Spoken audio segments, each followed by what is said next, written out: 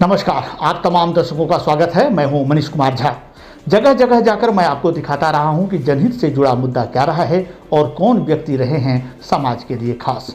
आज हम मिलने जा रहे हैं अभिनव अनिल से, जो गोविंदपुर के जाने माने चिकित्सक हैं। इनके पिताजी अनिल कुमार प्रसिद्ध यहाँ के चिकित्सक रहे हैं। जब कोई गरीब व्यक्ति बीमार होता है तो सबसे पहले उनके जहन में अनिल कुमार का नाम आता है, क्योंकि लोग बोलते हैं कि जब कोई गरीब पैसे के तंगी से जूझ रहा होता है उस समय एक ही डॉक्टर उनका मदद करते हैं, वो हैं अनिल कुमार। आइए इनसे हम जानते हैं कि यहाँ कौन कौन सी सुविधा यशलोक हॉस्पिटल में उपलब्ध है और कैसे चिकित्सा व्यवस्था ये उपलब्ध कराते हैं। डॉक्टर साहब, स्वागत है आपका। सबसे पहला यही है कि लोगों को जो सुविधा आपके पिताजी देते रहे हैं, गरीब लोग कहते थे कि जब किसी के पास फी देने के लिए पैसा नहीं होता था तो वो हाथ जोड़ते थे और डॉक्टर साहब कहते थे आप चले जाइए। वो व्यवस्था क्या आज भी यहाँ चालू है या कुछ बदलाव हुआ है? नहीं, उसमें कोई बदलाव नहीं हुआ है। जो अभी भी हमारे पास मरीज आते हैं और इलाज के अनुसार जितना हमसे संभव हो सकता है 10%, 20%, 50% तक डिस्काउंट हम प्रोवाइड करने की कोशिश करते हैं, जहाँ तक हमसे संभव हो सकता है। और जो सबसे चीप रेट पर पूरे धनबाद में, ये हम आपको दावे के साथ कह सकते हैं कि जो भी हमारे पास इलाज होता है, आईसीयू से लेकर जितनी सर्जरीज होती हैं, तो वो और जिस कैटेगरी का हमारा अस्पताल है, जितनी हम सुविधाएं देते हैं, तो उसके अनुसार वो चीपेस्ट रेट पे हम प्रोवाइड कर रहे हैं, इसमें कोई शक नहीं है। हमारा एक मॉडर्न आधुनिक अस्पताल है जिसमें 40 बेड का हॉस्पिटल है, जिसमें आईसीयू है। आईसीयू में सारी सुविधाएं हैं, ऑक्सीजन पाइपलाइन से लेकर सारी आधुनिक मशीन है, इमरजेंसी डिपार्टमेंट है, हमारे पास मॉडर्न आईसीयू ओटी है जिसमें सीआरएम लगा हुआ है। तो ये सब कुछ मॉडर्न सुविधाएं हैं, पहले से चली आ रही। पिछले 3 साल अब तो हमारे हॉस्पिटल को शुरू हो चुका है। यही प्रश्न था मेरा भी कि डॉक्टर साहब जो पहले चलाते थे कि एक गरीब व्यक्ति किसी भी हालत में उनका वो इलाज करते थे और संतुष्ट करके उनको भेजते थे। अभी समय हो गया आधुनिक मशीन लाने का, समय हो गया डिजिटल का, समय हो गया दिखावे का। कितना परिवर्तन लाए हैं आप अपने अस्पताल में? नहीं, देखिए, परिवर्तन इस सेंस में है कि हमारे पास मशीनें हैं, लेकिन इलाज का तरीका अभी भी वही है कि ऐसा नहीं है कि मशीन के आने से हमारे यहाँ पर जिस चीज़ की आवश्यकता नहीं है वैसे उनसे मरीजों से पैसा लिया जा रहा है, वैसा कुछ भी नहीं है। अभी भी सबसे मिनिमम रेट्स पर हम इलाज प्रोवाइड करने की कोशिश करते हैं। हमारे यहाँ आयुष्मान भारत की फैसिलिटी अवेलेबल है जनरल सर्जरी के लिए, जनरल मेडिसिन के लिए। तो प्रतिदिन सैकड़ों मरीज़ हमारे यहाँ आते हैं, ऑपरेशन होता है, आयुष्मान भारत के तहत कोई पैसा नहीं लिया जाता है। तो हम कोशिश यही करते हैं कि जितना हो सके मरीज़ों की सुविधा उसमें बनी रहे। उनके खाने से लेकर सब कुछ, रहने का सारा इंतज़ाम यहाँ पर रहता है। तो एक दिन में 3 टाइम का खाना सब कुछ हमारे यहाँ से प्रोवाइड किया जाता है, उसमें कहीं दिक्कत नहीं। हाँ, मशीन अब हमारे पास काफ़ी सारी नई आ चुकी हैं, जैसा आपको बताया आईसीयू में, जनरल वार्ड में, ओटी में हमारे पास नई मशीन्स आई हैं। अब हम लोगों ने पिछले 28 तारीख को एक नई सुविधा की शुरुआत की है।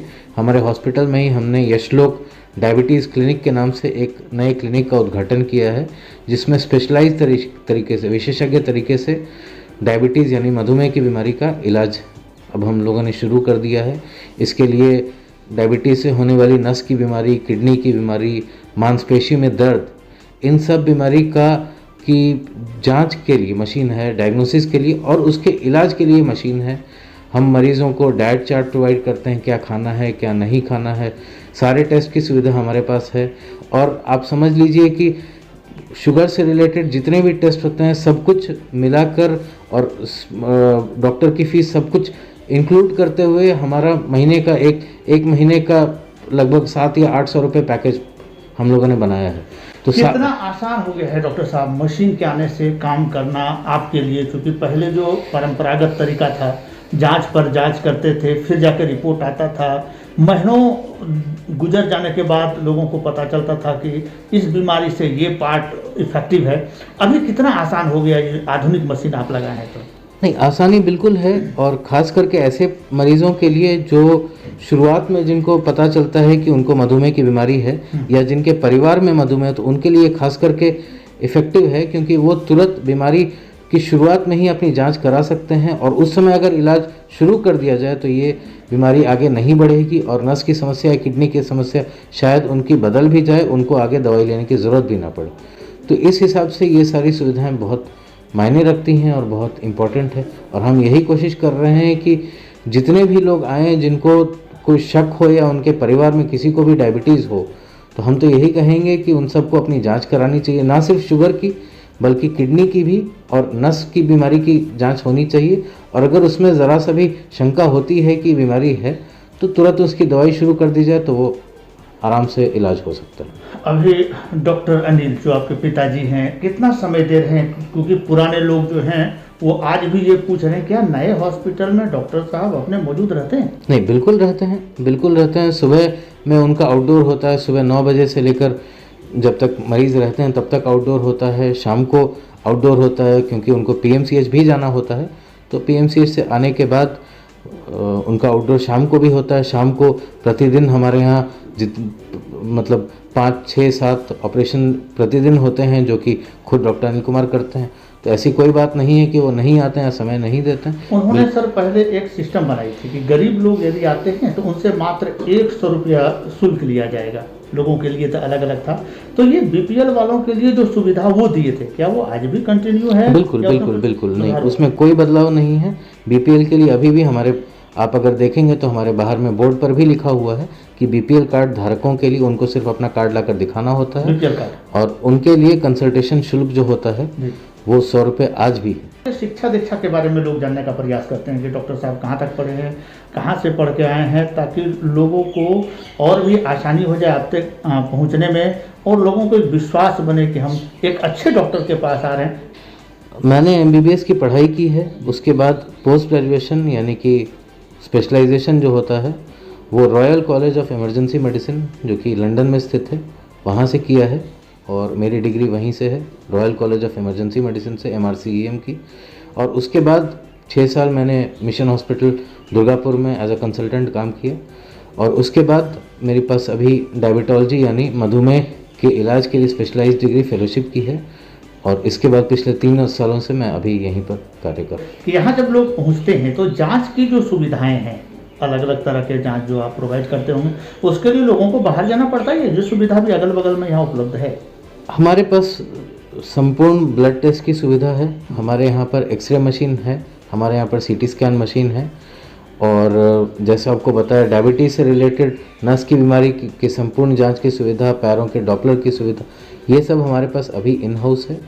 और इसके अलावा तो यूजुअल केसेस में नॉर्मली किसी और जांच की ज़रूरत पड़ती नहीं है, तो लगभग सारी सुविधाएं जांच की हमारे पास है।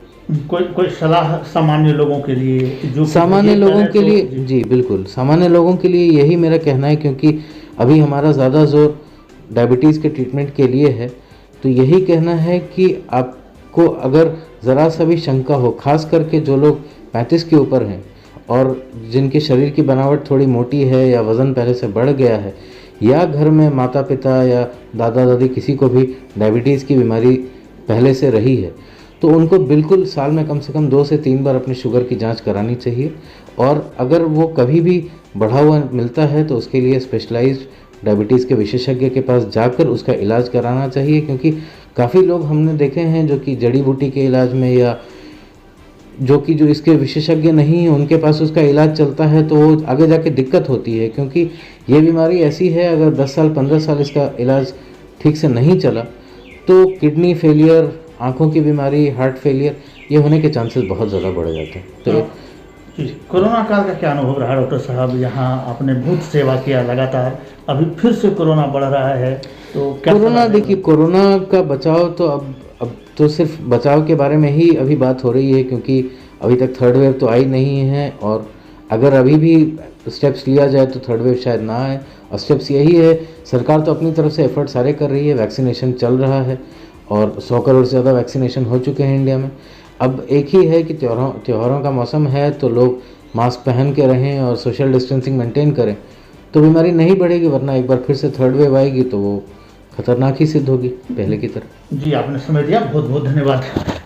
अभिनव अनिल जो लगातार प्रयास करते रहे हैं कि हम समाज को एक नया दिशा प्रदान करें, इनकी माँ भी यहाँ की जानी मानी अधिवक्ता रही हैं, जया कुमार का नाम आपने ज़रूर सुना होगा। वो यहाँ की जानी मानी महिला अधिवक्ता हैं, क्राइम केस लड़ती हैं और लगभग पूरा परिवार सामाजिक कार्यों में लगे हुए हैं। दूसरे जगह भी हम चलेंगे और आपको दिखाने का प्रयास करेंगे कि कौन से व्यक्ति हैं जो समाज के लिए रहे हैं खास। फिलहाल हमें अनुमति, नमस्कार।